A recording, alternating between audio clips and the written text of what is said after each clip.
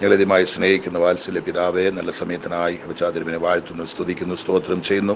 ഒരു പ്രാവശ്യം കൊണ്ട് ദൈവമേ നിൻ്റെ പാദപീഠത്തിൽ കടന്നുവരുവാനും നിൻ്റെ കുഞ്ഞുങ്ങൾക്ക് വേണ്ടി പ്രാർത്ഥിക്കുവാനും ദൈവം തമ്പുരാൻ ഇങ്ങനെ ഒരു നല്ല പകൽക്കാലം ഞങ്ങളുടെ ജീവിതത്തിൽ ഒരുക്കി തന്നതിനായി ദൈവത്തെ സ്തുതിക്കുന്നു. കഴിഞ്ഞ രാത്രി മുഴുവനും കർത്താവേ നീ അത്ഭുതകരമായി ഞങ്ങളെ നടത്തി, ഒരു ദോഷവും തട്ടാതെ ഞങ്ങളെ കാത്തു സൂക്ഷിച്ചു. ബലത്തോട്, സുഖത്തോട്, ആരോഗ്യത്തോട് ഈ അതിരാവിലെ സമയത്ത് ഇരുട്ടോട് എഴുന്നേറ്റ് ദൈവത്തെ സ്തുതിക്കുവാൻ, ദൈവത്തെ മഹത്വപ്പെടുത്തുവാൻ, നിൻ്റെ പൊന്മുഖത്തെ തേടുവാൻ, നിൻ്റെ പാദത്തിൽ കടന്നു വരുവാൻ, ഞങ്ങളെ സമർപ്പിക്കുവാൻ, ഞങ്ങളുടെ എല്ലാ വിഷയങ്ങളും നിൻ്റെ പാദത്തിൽ കൊണ്ടുവയ്ക്കുവാൻ, ഞങ്ങളെ കുടുംബമായി നിൻ്റെ കരങ്ങളിലെ സമർപ്പിക്കുവാൻ ഞങ്ങൾക്ക് നല്ല ഭാഗ്യം ദൈവതനായി സ്തോത്രം.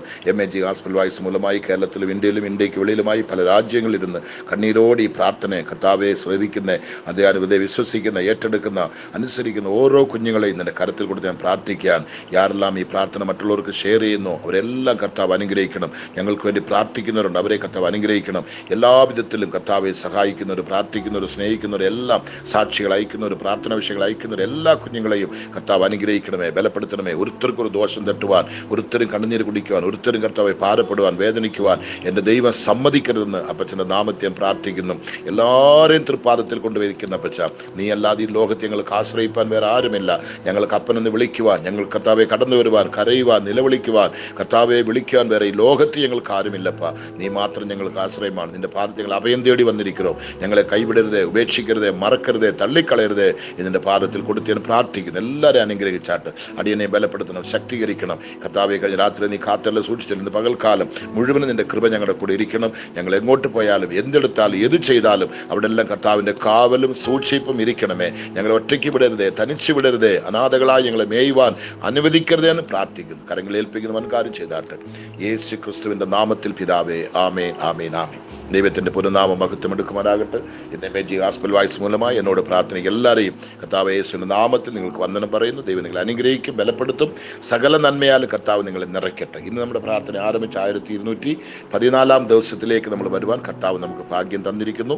ഇത്രത്തോളം ദൈവം നടത്തി, ഇനി ദൈവം നമ്മളെ നടത്തും. ഈ ദിവസങ്ങളിൽ റോമർക്കെഴുതിയ ലേഖനം 8-ാം അധ്യായത്തിൽ നമ്മളിപ്പോൾ ഈ ദിവസങ്ങൾ നമ്മൾ ധ്യാനിച്ചുകൊണ്ടിരിക്കും. ഇന്ന് അതിൻ്റെ 30-31 വാക്യങ്ങൾ നമ്മൾ ധ്യാനിക്കാൻ പോകണം. റോമർ 8-ന്റെ 30-31 അവിടെ പറയുന്നത്, മുൻ നിയമിച്ചവരെ വിളിച്ചും വിളിച്ചവരെ നീതീകരിച്ചും നീതീകരിച്ചവരെ തേജസ്കരിച്ചും ഇരിക്കുന്നു. 3 കാര്യങ്ങളോടെ പറയുന്നുണ്ട്. ഒന്ന്, ദൈവത്തിൻ്റെ സ്വരം മുൻ നിയമിച്ചവർ. ദൈവം തമ്പുരാൻ ഞാനും നീങ്ങളും നമ്മുടെ അമ്മയുടെ ഉദരത്തിൽ ഉണ്ടാകുന്നതിന് മുന്നേ നമ്മളെ മുൻകുറിച്ചിരിക്കുകയാണ്, നമ്മളെ അറിഞ്ഞിരിക്കുകയാണ്, നമ്മളെ കണ്ടിരിക്കുകയാണ്. അത് നമ്മൾ മറക്കരുത്. അവിടെ പറയുന്നുണ്ടോ, ദൈവത്തിന് സ്തോത്രം. വ്യക്തമായിട്ട് മുൻ നിയമിച്ചവരെ വിളിച്ചും, മുൻ നിയമിച്ചവരെ മാത്രമേ വിളിച്ചിട്ടുള്ളൂ. വിളി കേട്ട് വന്ന കുഞ്ഞുങ്ങൾ ആരും തകർന്നു പോണ ചരിത്രമില്ല. ദൈവവിളി കേട്ടവൻ മാത്രമേ ദൈവത്തിൻ്റെ ഹിതം ചെയ്യാൻ പറ്റത്തുള്ളൂ. ഒത്തിരി പേര് ഇപ്പം ഇറങ്ങി വരുന്നുണ്ട് ശുശ്രൂഷയ്ക്ക് വേണ്ടി, അങ്ങനെ ഇങ്ങനെല്ലാം ചാടി മറിഞ്ഞ് വരുന്നുണ്ട്. പക്ഷെ അതൊന്നും നിലനിൽക്കത്തില്ല. ഇവിടെ നല്ല ശ്രദ്ധിക്കണം. മുൻ നിയമിച്ചവരെ വിളിച്ചു, വിളിച്ചവരെ നീതീകരിച്ചു. വിളിച്ചവങ്ങനെ അങ്ങ് ചുമ്മാ വിടില്ല, അവരെ നീതീകരിച്ചിരിക്കുകയാണ്. യേശുവിൻ്റെ രക്തത്താൽ കഴുകിയിരിക്കുകയാണ്. പാപങ്ങൾ, ശാപങ്ങൾ, കറകളെല്ലാം മാറ്റി ഒരു നീതിമാനായി നീതീകരിച്ചിരിക്കുകയാണ്. അവിടുത്തെ പറയുന്നുണ്ട് നീതീകരിച്ചും. ദൈവത്തിന് സ്തോത്രം. അവിടെ പറയുന്നത് ദൈവത്തിന് സ്തോത്രം. മുൻ നിയമിച്ചവരെ വിളിച്ചും വിളിച്ചവരെ നീതീകരിച്ചും നീതീകരിച്ചവരെ തേജസ്കരിച്ചും ഇരിക്കുന്നു. അങ്ങനെങ്കിൽ ദൈവത്തിൻ്റെ ശരിയായിട്ടുള്ള ആ നിയമപ്രകാരം ദൈവം നമ്മളെ നിയമിച്ചിട്ടുണ്ടെങ്കിൽ, മുൻകുറിച്ചിട്ടുണ്ടെങ്കിൽ നിശ്ചയമായി നമ്മളെ കർത്താവ് തേജസ്കരിക്കുകയാണ്, നമ്മളെ ഉയർത്തുകയാണ്, അനുഗ്രഹിക്കുകയാണ്. നമ്മുടെ ജീവിതം മുഴുവനും, നമ്മുടെ തലമുറകൾ, നമ്മുടെ കുഞ്ഞുങ്ങൾ, നമ്മുടെ ശുശ്രൂഷകൾ, നമ്മുടെ ജോലികൾ, നമ്മൾ കൈയിട്ട് തൊടുന്ന എല്ലാം നമുക്ക് അനുഗ്രഹമായി കർത്താവ് മാറ്റുകയാണ്. ഇത്രയും പറഞ്ഞിട്ട് എന്ത് പറയുന്നു? ഇത് സംബന്ധിച്ച് നാം എന്ത് പറയേണ്ടു?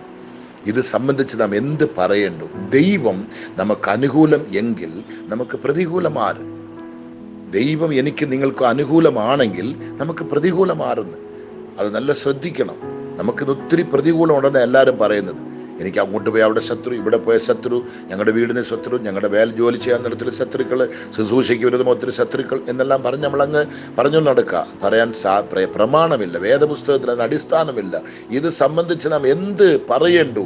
ദൈവം നമുക്ക് അനുകൂലമെങ്കിൽ നമുക്ക് പ്രതികൂലം ആരെന്നാണ് കർത്താവ് ചോദിക്കുന്നത്. ഒരുത്തനും ഈ ലോകത്തിൽ ദൈവം അനുകൂലമായി നിൽക്കുന്ന കുഞ്ഞുങ്ങൾക്ക് വിരുദ്ധമായി നിൽക്കുവാൻ ത്രാണിയുള്ളവൻ, ശക്തിയുള്ളവൻ ഒരുത്തൻ പോലും ഈ ലോകത്തിലില്ല. അവൻ ഏത് കൊമ്പനായിക്കൊള്ളട്ടെ, ദൈവവിളി കേട്ട് ദൈവവ്യവസ്ഥ പ്രകാരം കർത്താവിൻ്റെ കൃപയിൽ പിടിച്ചു നിൽക്കുന്ന കുഞ്ഞുങ്ങൾ, വിശ്വാസത്തിൻ്റെ ആ യാത്രയിൽ നിശ്ചയമായി യാത്ര ചെയ്തിരിക്കുന്ന കുഞ്ഞുങ്ങൾ, ദൈവത്തിൻ്റെ ശബ്ദം കേട്ട് വന്നിരിക്കുന്നവർ, വിളി കേട്ട് വന്നിരിക്കുന്നവർ, ആമീൻ, തേജസ്കരിച്ച് വന്നിരിക്കുന്നവർ, നിശ്ചയമായിട്ടും കർത്താവ് അവരെ കൈവിടത്തില്ല. എത്ര വ്യക്തമായി പറഞ്ഞു, മുൻ നിയമിച്ചവരെ വിളിച്ചവരെ നീതീകരിച്ചും നീതീകരിച്ചവരെ തേജസ്കരിച്ചും ഇരിക്കുന്നു. എത്ര വ്യക്തമായിട്ടാണ് ഈ കാര്യം പറയുന്നത്. അപ്പം നമ്മൾ ചുമ്മാ അനാഥകളായിട്ടോ അല്ലെ ചുമ്മാ ഒന്നും വന്ന പാർട്ടികളല്ല എന്നുള്ളത് നിങ്ങൾ ചിന്തിക്കണം. നമുക്ക് പറയാനോ ചോദിക്കാനോ ആളുള്ളവരാണ്. നമ്മളെ കരുതുന്നൊരുത്തനുണ്ട്, നമ്മളെ നടത്തുന്നൊരുത്തനുണ്ട്, നമ്മളെ പരിപാലിക്കുന്നൊരുത്തനുണ്ട്. നമ്മുടെ ആവശ്യങ്ങളുടെ എല്ലാ മുഖത്ത് നമുക്ക് വാതിലുകൾ തുറന്നു കൊടുക്കുന്ന ഒരാൾ നമുക്കുണ്ട്. നമ്മളെ കൈവിടാത്തൊരുത്തൻ നമ്മുടെ കൂടെ ഉണ്ട്. നമ്മുടെ കൂട്ടിന് ഒരാളുണ്ട്, കാവൽ ചെയ്യുവാൻ ഒരാളുണ്ട്. എല്ലാ വിധത്തിലും നമ്മളെ അനുഗ്രഹിക്കുവാൻ, നമ്മളെ തേജസ്കരിക്കുവാൻ, നമ്മളെ ഉയർത്തുവാൻ, നമ്മളെ മഹത്വത്തിനാൽ നിറയ്ക്കുവാൻ ശക്തി ഒരു ദൈവമാണ് നമ്മുടെ കൂടെ ഇരിക്കുന്നത്. അതുകൊണ്ടാണ് ജ്യോതി പറയുന്നത്, ഇത് സംബന്ധിച്ച് നാം എന്ത് പറയണ്ടു? ദൈവം നമുക്ക് അനുകൂലമെങ്കിൽ നമുക്ക് പ്രതികൂലം ഒരുത്തന്, ഒരു മന്ത്രമോ ഒരു കൂടോത്തരമോ ഒരു പിശാചോ ഈ ലോകത്തിന്റെ ഒരു ശക്തിയും ദൈവ കുഞ്ഞുങ്ങൾക്ക് വിരോധമായി നിൽക്കുവാൻ പ്രമാണമില്ല എന്നുള്ളതാണ് സത്യം. ഇതാണ് സത്യം. ദൈവത്തിന് സ്തോത്രം. ഇന്ന് നിങ്ങൾ ഈ വാക്യങ്ങൾ ഏറ്റെടുക്കുക, വിശ്വസിക്കുക, നിങ്ങളെ സമർപ്പിക്കുക, കരങ്ങളിലേക്ക് വിട്ടുകൊടുക്കുക. നിശ്ചയമായിട്ടും കർത്താവ് ഈ വചനത്തിലൂടെ നിങ്ങളെ ദൈവം അനുഗ്രഹിക്കും. ഈ വചനത്തിലൂടെ ദൈവം നിങ്ങളെ ബലപ്പെടുത്തും. ഈ വചനത്തിലൂടെ കർത്താവ് നിങ്ങളെ ആശ്വസിപ്പിക്കും. ഈ വചനത്തിലൂടെ കർത്താവ് നിങ്ങളെ പോഷിക്കും. നിങ്ങളുടെ എല്ലാ വിഷയത്തിൻ്റെ മുഖത്തും ഈ വാക്യത്തിലൂടെ ദൈവം നിങ്ങളെ ഉയർത്തി ഉയർത്തി ഉയർത്തി ഉയർത്തി മാനിക്കും. അതുകൊണ്ട് ഒന്നുകൊണ്ട് പേടിക്കണ്ട. ജോലിയിലെ പ്രശ്നമാണോ, ബിസിനസ്സിലെ പ്രശ്നമാണോ, ശുശ്രൂഷയിലെ പ്രശ്നമാണോ, കുടുംബത്തിലാണോ, എവിടെല്ലാം നിങ്ങൾക്ക് പ്രോബ്ലം, ഒന്നും ചെയ്യേണ്ടതില്ല. കർത്താവുണ്ട് നിങ്ങളുടെ കൂടെ. ആമീൻ. ഇത് സംബന്ധിച്ച് നാം എന്ത് പറയേണ്ടു? ദൈവം നമുക്ക് അനുകൂലമെങ്കിൽ, മുതൽ അത് ചിന്തിക്കണം കേട്ടോ. ദൈവം നിങ്ങൾക്ക് അനുകൂലമാണോ നോക്കണം. അനുകൂലമെങ്കിൽ നമുക്ക് പ്രതികൂലം ആരെന്നാണ് ചോദിക്കുന്നത്. ഒരുത്തൻ പോലും ഇല്ല. ഇതാണ് സത്യം. നമുക്ക് പ്രാർത്ഥിക്കാം.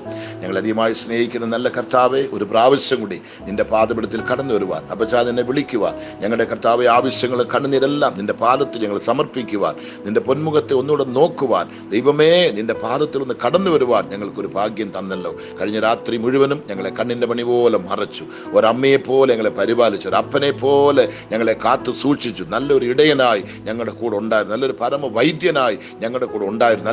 നല്ലൊരു ഇടയനായി ഞങ്ങളുടെ കൂടെ ഇരുന്നതിനായി സ്തോത്രം. ഞങ്ങൾക്കൊരു പട്ടിണിയോ കഷ്ടമോ ആപത്തോ ഒന്നും വരാതെ, ഒരു മരണം വരാതെ കഴിഞ്ഞ രാത്രി മുഴുവനും ഞങ്ങളെ കാത്തു സൂക്ഷിച്ചു. ദൈവമേ, ഞങ്ങളെ അതിരാവിലെ സമയത്ത് നിന്റെ കൈപിടിച്ച് എഴുന്നേൽപ്പിച്ചതിനായി സ്തോത്രം. ഞങ്ങളുടെ കർത്താവേ, അവയവങ്ങൾ ചലിക്കുന്നു, കൈകാലുകൾ നന്നായിട്ട് ആരോഗ്യമായിരിക്കുന്നു, ഞങ്ങളുടെ കിഡ്നികൾ ഫംഗ്ഷൻ ആകുന്നു, ഹാർട്ട് ഫംഗ്ഷൻ ആകുന്നു, ശരീരത്തിൽ നല്ല ബലനും സുഖവും തന്നു ജീവനോട് ആരോഗ്യത്തോട് ഞങ്ങളെ കൈ പിടിച്ച് എഴുന്നേൽപ്പിച്ച് നിലനിർത്തി അപ്പാ നമ്മുടെ പാദത്തിൽ ഇതിനെ സ്തുതിക്കുവാൻ പ്രാർത്ഥിക്കുവാൻ ശക്തി തന്നല്ലോ. അതിനായി ദൈവത്തെ സ്തുതിക്കുകയാണ്.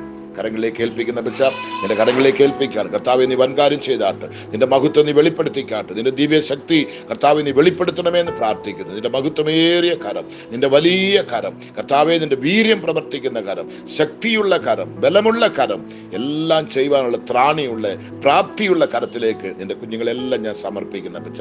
ഒരുത്തരെയും കൈവിടരുതേ, ഒരുത്തരെ ഉപേക്ഷിക്കരുതേ. കണ്ണുനീരോടിരിക്കുന്നവരുണ്ട്, മുറിവേറ്റവരുണ്ട്, കൈവിടപ്പെട്ടവരുണ്ട്, തള്ളപ്പെട്ടവരുണ്ട്, സഹായമില്ലാത്തവരുണ്ട്, വിശക്കുന്ന ണ്ട്, പട്ടിണി കിടക്കുന്നവരുണ്ട്, ക്ഷീണിതരുണ്ട്, രോഗികളുണ്ട്, കടബാധ്യതനാൽ മുഴുകിക്കിടക്കുന്നവരുണ്ട്, ഏതൊരു ബിസിനസ്സിലോ ഏതൊരു കാര്യത്തിലോ മുന്നോട്ട് പോകാൻ കഴിയാതെ ഒത്തിരി തടസ്സങ്ങളുള്ളവരുണ്ട്, വിദ്യാഭ്യാസത്തിൽ മുന്നോട്ട് പോകാൻ പറ്റുന്നില്ല, വിദ്യാഭ്യാസം കഴിഞ്ഞും ഒരു ജോലിയോ ഒരു മുന്നേറ്റമോ ജീവിതത്തിലില്ല, വിവാഹം കഴിഞ്ഞു അതിലൊരു സന്തോഷമില്ല, ഒരു കുഞ്ഞില്ല, നല്ലൊരു ഭവനമില്ല, ഇങ്ങനെ പലപ്പെട്ട ആവിലാദികൾ പറഞ്ഞ് ഒത്തിരി പേരിനകത്തുണ്ട് കർത്താവേ.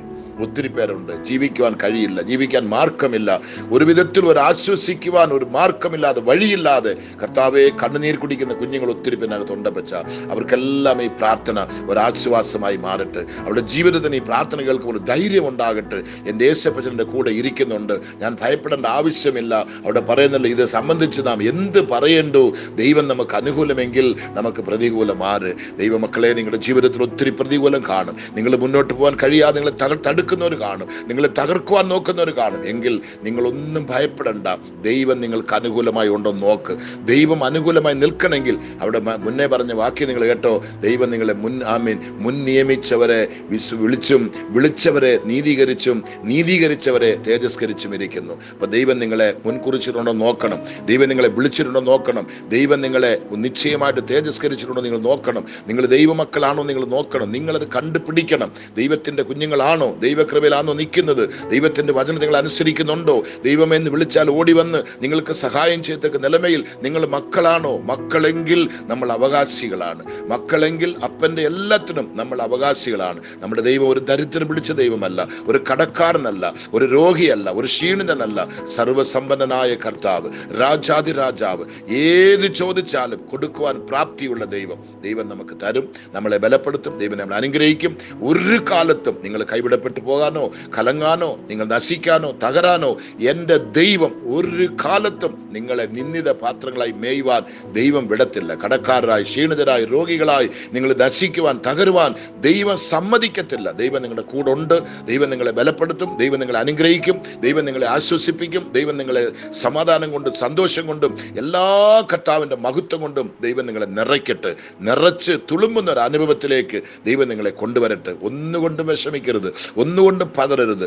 മരണക്കിടക്കയായിരിക്കും, തീരാത്ത രോഗമായിരിക്കും, ഡോക്ടർമാർ കൈവിട്ട് കാണും, നാട്ടുകാർ, വീട്ടുകാർ എല്ലാവരും നമ്മളെ കൈവിട്ട് കാണും, നമ്മുടെ സമുദായം നമ്മളെ കൈവിട്ട് കാണും. ആര് കൈവിട്ടാലും ദൈവം നിങ്ങൾക്ക് അനുകൂലമെങ്കിൽ നമുക്ക് പ്രതികൂലമായി നിൽക്കുന്നവൻ ഞാൻ.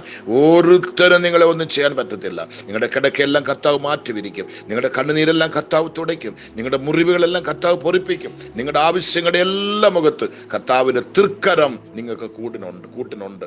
ഒന്നുകൊണ്ട് പരിഭ്രമിക്കരുത്, ഒന്നുകൊണ്ട് വിഷമിക്കരുത്, ഒന്നുകൊണ്ട് പേടിക്കരുത്. കർത്താവ് നമ്മുടെ കൂട്ടിനുണ്ട്.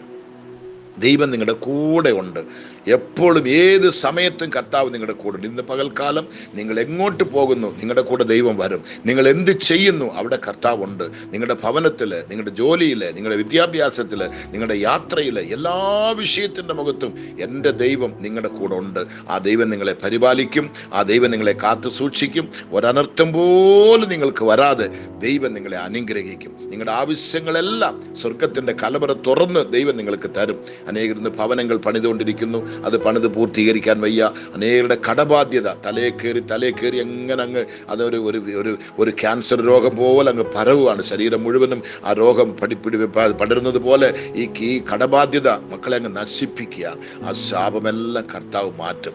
ദൈവം അത്ഭുതത്തിൻ്റെ ദൈവമാണ്. നിങ്ങളുടെ ദാരിദ്ര്യം മാറും, പഞ്ഞം മാറും, പട്ടിണി മാറും, നിങ്ങളുടെ കണ്ണുനീര് മാറും, രോഗങ്ങൾ മാറും, മരണഭയം മാറും. പിശാചിന്റെ സകല പൈശാചിക പോരുകളും പോരാട്ടങ്ങളും കർത്താവ് തകർത്ത് നിങ്ങളെ ജയമായി നിർത്തുവാൻ എൻ്റെ ദൈവം സർവശക്തനാണ്. ആ ദൈവം നിങ്ങളെ കൈവിടുകയില്ല. ദൈവത്തിൽ മാത്രം ആശ്രയിക്കുക, ദൈവത്തോട് മാത്രം ചോദിക്കുക. അവൻ്റെ കണ്ണുകളിലേക്ക് മാത്രം നിങ്ങളുടെ കണ്ണുകളെ ഉയർത്തണം. അവൻ്റെ മുന്നിൽ മാത്രം നിങ്ങളുടെ കൈ നീട്ടണം. ഒരു മനുഷ്യൻ്റെ മുന്നിൽ പോയി കൈ നീട്ടരുത്. ഒരു മനുഷ്യൻ്റെ കണ്ണുകളിലും ദയവ് തേടി നിങ്ങൾ പോകരുത്. കർത്താവിൽ ആശ്രയിക്കുന്ന കുഞ്ഞുങ്ങൾ, കർത്താവിൽ ലയിച്ചിരിക്കുന്ന കുഞ്ഞുങ്ങൾ, കർത്താവിനെ സ്നേഹിക്കുന്ന കുഞ്ഞുങ്ങൾ, തൻ്റെ കൽപ്പനകൾ ലംഘിക്കാതെ തൻ്റെ കൽപ്പന ആമീൻ അനുസരിക്കുന്ന ആ കുഞ്ഞുങ്ങളെ ഒരുത്തരെയും കർത്താവ് കൈവിടത്തില്ല. നിങ്ങളുടെ ശുശ്രൂഷകളെ കർത്താവ് മാനിക്കും, നിങ്ങളുടെ തലമുറകളെ കർത്താവ് മാനിക്കും. നിങ്ങൾ കൈ തൊടുന്നതെല്ലാം കർത്താവ് മാനിക്കും. നിങ്ങൾ എങ്ങോട്ട് പോയാലും കർത്താവ് നിങ്ങളുടെ കൂടെ വന്ന് നിങ്ങളെ മാനിക്കും. അതാണ് ഇവിടെ സത്യം നമുക്ക് വിളിച്ചു പറയുന്നത്. മുൻ നിയമിച്ചവരെ ആമീൻ വിളിച്ചവരെ നീതീകരിച്ചവരെ തേജസ്കരിച്ചും ഇരിക്കുന്നു. ഇത് സംബന്ധിച്ച് നാം എന്ത് പറയേണ്ടു? ദൈവം നമുക്ക് അനുകൂലമെങ്കിൽ നമുക്ക് പ്രതികൂലമായി നിൽക്കുന്നവൻ യാർ?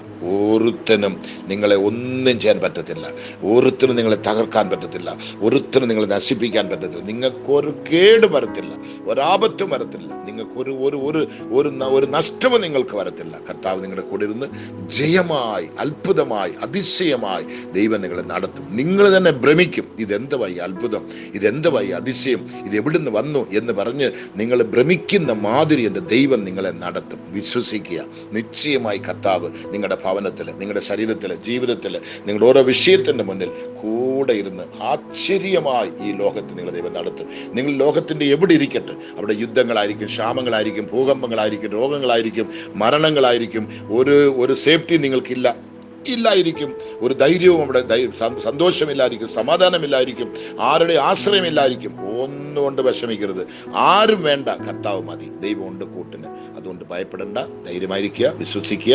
കർത്താവിൻ്റെ മഹത്വം നിങ്ങളുടെ വെളിപ്പെടട്ടെ. കർത്താവ് ഈ പ്രാർത്ഥന കേട്ടനായി സ്തോത്രം. ഈ പ്രാർത്ഥനയും ആലോചനയും നിന്റെ കുഞ്ഞുങ്ങളുടെ ജീവിതത്തിൽ ഒരു വലിയ ഒരു ഐശ്വര്യത്തെ ചൈതന്യത്തെ കൊണ്ടുവരുവാൻ കർത്താവ് സഹായിക്കണം. വരവിന് വേണ്ടി ഒരുക്കണം. പ്രത്യാശയോട് നിന്റെ കുഞ്ഞുങ്ങൾ കാത്തിരിക്കാൻ കർത്താവ് സഹായിച്ചാട്ട്. നിന്റെ കരങ്ങളിലേക്ക് ഏൽപ്പിക്കുന്നു. മഹത്വം തിരുമേനിക്ക് യേശു ക്രിസ്തുവിൻ്റെ നാമത്തിൽ പിതാവേ, ആമേൻ, ആമേൻ, ആമേൻ. നിശ്ചയമായി വിശ്വസിക്കുക, കർത്താവ് കൈവിടത്തില്ല, കർത്താവ് നടത്തും. മറ്റുള്ളവർക്ക് ഷെയർ ചെയ്യുക, ഞങ്ങൾക്ക് വേണ്ടി പ്രാർത്ഥിക്കുക. ദൈവ അത്ഭുതം പ്രവർത്തിക്കട്ടെ. Okay, thank you. God bless.